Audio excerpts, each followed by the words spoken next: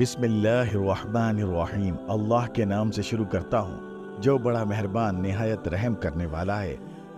مولا کائنات شیر خدا حضرت علی سے تربیت و پرورش پانے والے، جنہوں نے فن سپاہ گری بھی، جنگ علوم، معنوی کمالات، مروجہ اسلامی علوم و معارف خصوصاً علم و فقہ حاصل کیے، کچھ سالوں کی معمولی عمر تک وہ ثانی حیدر کہلانے لگے۔ سیدنا حضرت عباس بچوں کی سرپرستی، کمزور اور لاچاروں کی خبر گیری، تلوار بازی اور مناجات و عبادت سے خاص شغف رکھتے تھے۔ ان کی تعلیم و تربیت خصوصاً کربلا کے لیے ہوئی تھی۔ لوگوں کی خبر گیری اور فلاح بہبود کے لیے خاص طور پر مشہور تھے۔ اسی وجہ سے آپ کو باب الحوائج کا لقب حاصل ہوا۔ حضرت عباس کی نمایاں ترین خصوصیت ایثار وفاداری ہے، جو ان کے روحانی کمال کی بہترین دلیل ہے۔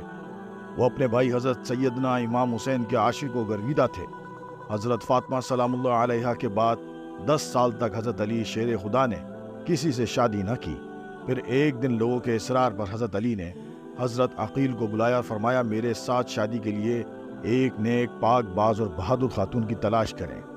بس کچھ ہی عرصے بعد شجاعت کے لیے مشہور قبیلے کی لڑکی کے ساتھ آپ کا نکاح ہو گیا، جن کا نام بھی فاطمہ ہی تھا۔ بعد میں یہ ام البنین کے نام سے مشہور ہوئی۔ امیر المومنین حضرت امام علی کو اللہ پاک نے ام البنین سے 4 بیٹے عطا کیے، جو کہ سارے ہی کربلا میں شہید ہوئے۔ ان بیٹوں میں سب سے بڑے بیٹے حضرت عباس تھے۔ وفا، شجاعت اور صبر اللہ حضرت عباس کو ورثے میں ملا تھا، کیونکہ ایک طرف والد جو کہ شیر خدا ہیں اور دوسری طرف ماں بنو قلابیہ سے ہیں، جو عرب میں عصا دراز سے شجاعت کے لیے مشہور تھا۔ حضرت عباس 4 شعبان 26 ہجری کو مدینہ منورہ میں پیدا ہوئے۔ امیر المومنین حضرت علی کبھی کبھی جناب حضرت عباس کو اپنی گود میں بٹھاتے تھے اور ان کی آستین کو پیچھے الٹ کر بوسہ دیتے تھے اور آنسو بہاتے تھے۔ ایک دن ان کی ماں ام البنین اس ماجرے کو دیکھ رہی تھی۔ حضرت علی نے فرمایا، یہ ہاتھ اپنے بھائی حسین کی مدد اور نصرت میں کاٹے جائیں گے۔ میں اس دن کے لیے آنسو بہا رہا ہوں۔ جناب عباس نے حسین کریمین کے ساتھ تربیت پائی۔ جب آپ جوان ہوئے تو لوگ آپ کی دانشمندی، کمالات اور بہادری کی مثالیں دیتے نہ تکتے تھے۔ جب حضرت علی شہید ہوئے تو آپ اس وقت 14 سال کے تھے۔ اس عظیم صدمے کو برداشت کیا اور جنازے کو رات میں دفن کیا۔ بس اسی دن سے حضرت عباس کے امتحان شروع ہو گئے تھے، جو سب کے سب انہوں نے ہمت اور صبر سے برداشت کیے۔ آخر کو آپ نے وہ دن بھی دیکھا کہ جب حضرت امام حسن کو زہر دے کر شہید کر دیا گیا۔ آپ کا جنازہ بھی صحیح طریقے سے نہ پڑھنے دیا گیا، لیکن یہ سب بھی ایک بہادر باپ کے بہادر بیٹے نے صرف اس لیے برداشت کیا کہ حضرت حسین نے انہیں یہ کہہ کر منع کر دیا کہ عباس ابھی جنگ کا وقت نہیں ہے۔ جناب عباس کی شادی عبداللہ بن عباس کی بیٹی لبابہ سے ہوئی، جن سے اللہ پاک نے انہیں 2 بیٹے عبید اللہ اور فضل عطا فرمائے۔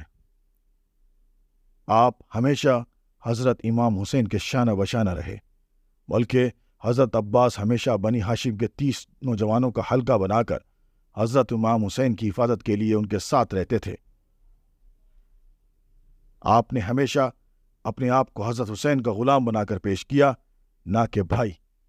یہاں تک کہ کربلا کے میدان میں بھی آپ نے اپنی غلامی اور وفا کا مظاہرہ کیا۔ ابن زیاد جانتا تھا کہ جب تک عباس کربلا کے خیمے میں موجود ہیں، ہم ان تک نہیں پہنچ سکتے۔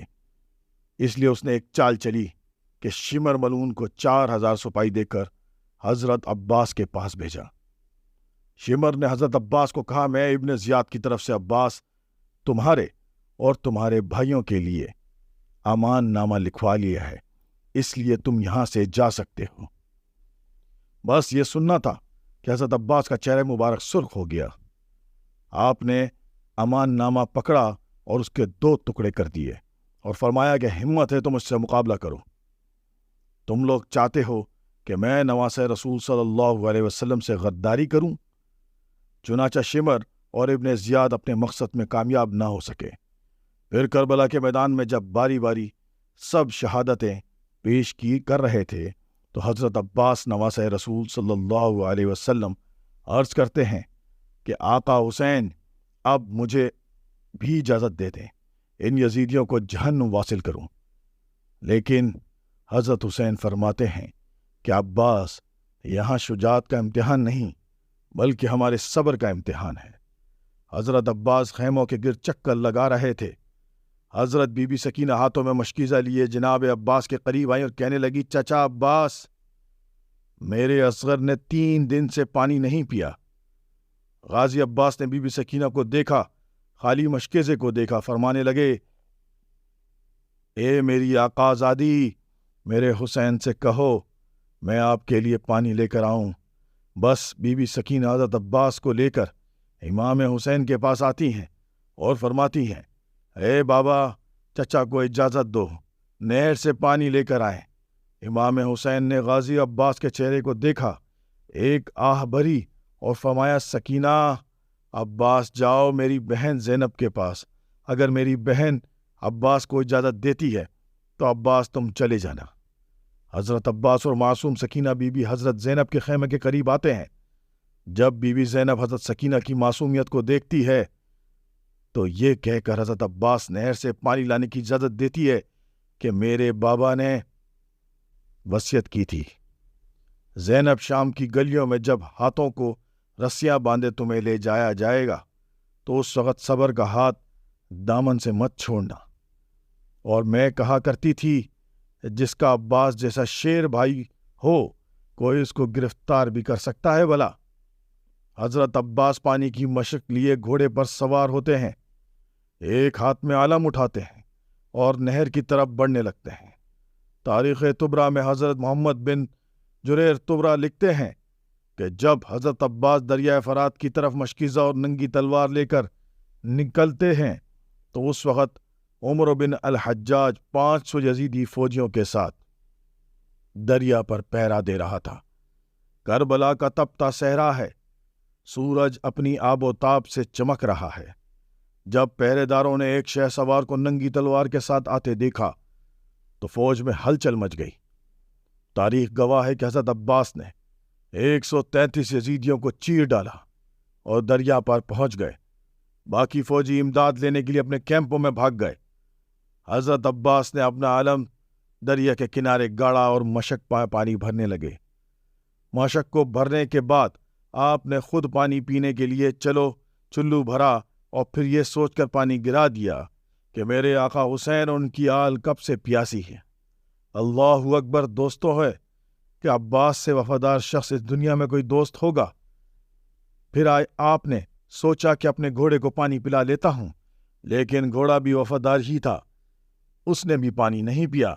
اتنی دیر میں عمر اپنی فوج کی دوبارہ صف بندی کرتا ہے اور پیچھے اور سپاہی بھی مدد کے لیے آ جاتے ہیں۔ حضرت عباس مشکیزے اٹھائے گھوڑے پر سوار ہوتے ہیں۔ اتنے میں ایک تیر ان کے کاندھے میں آ کر لگتا ہے۔ حضرت عباس گھوڑے کو خیمے کی طرف دوڑاتے ہیں، سپاہی ان کو گھیر لیتے ہیں اور تیروں کی بوچھاڑ کر دیتے ہیں۔ عمر آواز لگا کر کہتا ہے، یہ خیموں تک نہ پہنچنے پائیں، اگر ان کو پانی مل گیا تو ہماری خیر نہیں۔ اتنے میں ایک بدبخت نے چھپ کر تلوار کا وار کیا تو آپ کا ایک بازو قلم ہو گیا۔ آپ پانی کا مشکیزہ دوسرے ہاتھ میں پکڑتے ہیں اور پھر دوسرے بازو پر بھی وار ہوتا ہے اور بازو بھی قلم ہو جاتا ہے۔ اس کے بعد جناب عباس پانی کا مشکیزہ منہ میں پکڑ لیتے ہیں، پھر سب یکجا ہو کر تیر برساتے ہیں، پانی کے مشکیزے کو بھی لگے ہیں اور پانی بہہ جاتا ہے۔ جیسے ہی پانی بہتا ہے تو میرے آقا کی آنکھوں میں آنسو آ جاتے ہیں اور وہ گھوڑے سے نیچے گر جاتے ہیں، تیروں سے نڈھال ہو جاتے ہیں۔ یزیدی فوج فتح کے نعرے لگاتے ہوئے واپس ہو جاتے ہیں۔ جب امام حسین حضرت عباس کو گرتا دیکھتے ہیں تو وہ ان کی طرف بڑھتے ہیں اور آ کر حضرت عباس کا سر مبارک اپنی گود میں لے لیتے ہیں۔ حضرت عباس پہلی دفعہ حضرت امام حسین کو اپنا بھائی کہہ کر پکارتے ہیں اور معافی مانگتے ہیں کہ میں معصوم سکینہ کے لیے پانی نہ لا سکا۔ آپ کی روح مبارک دارالفنا سے دارالبقا کی طرف کوچ کر جاتی ہے۔ اب ساری شہادتیں ہونے کے بعد جب سارے سر गर्दनों से उतारे जाते हैं और उनको नेज़ों पर चढ़ा दिया जाता है, तो साहिब वफा हजरत अब्बास का सर नेज़े पर नहीं रुकता और बार बार गिर जाता है। यजीदी फौज परेशान होकर हजरत ज़ैनुल आबिदीन से पूछते हैं कि ऐसा क्यों है, जिस पर आप एक तारीखी जुमला फरमाते हैं, मेरे चच्चा ने सारी जिंदगी हजरत हुसैन की बराबरी नहीं की, तो अब मरने के बाद उनका सर भी हुसैन के सर के बराबर नहीं रुक सकता। अल्लाहु अकबर। ये सुनकर शिमर कहता है कि अब्बास के सर को घोड़े की ज़ेन से बांध दो। लाखों करोड़ों सलाम हो हजरत अब्बास की वफा पर। अल्लाह पाक हम सबको अल्लाह के दीन और उसके प्यारे नबी हजरत मोहम्मद सल्लल्लाहु अलैहि वसल्लम और उनकी आले पाक से वफा करने की तौफीक अता फरमाए। आमीन। ए अल्लाह, हम सब के गुनाहों को मुआफ़ फरमा दे और हमें समंदर वफा हजरत अब्बास से चंद कतरे वफा, सब्र और बुर्दबादी की अता फरमा। ए अल्लाह, हमें लोगों के लिए आसानियां पैदा करने वाला बना दे। आमीन आमीन।